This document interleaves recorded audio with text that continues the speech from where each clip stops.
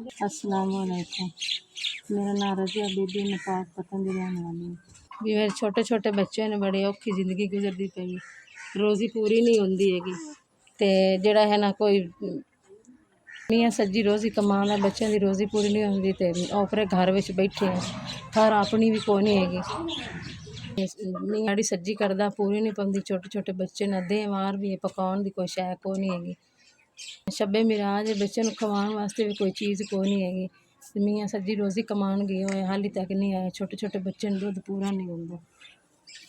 800 दिहाड़ी लै आंदा पूरी नहीं पौंदी, दुद्ध बाद भी लईदा है, घ्यो चीनी पत्ती सारी चीज़ लईदी पूरी नहीं पौंदी।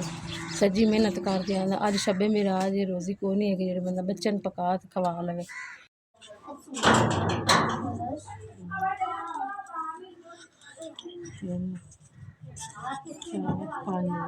SVS ਤੁਹਾਡੀ ਮਿਹਰਬਾਨੀ, ਤੁਹਾਡਾ ਸ਼ੁਕਰੀਆ, ਤੁਹਾਡਾ 5000 ਮੇਰੇ ਦਿਲ ਪਹੁੰਚਾਇਆ।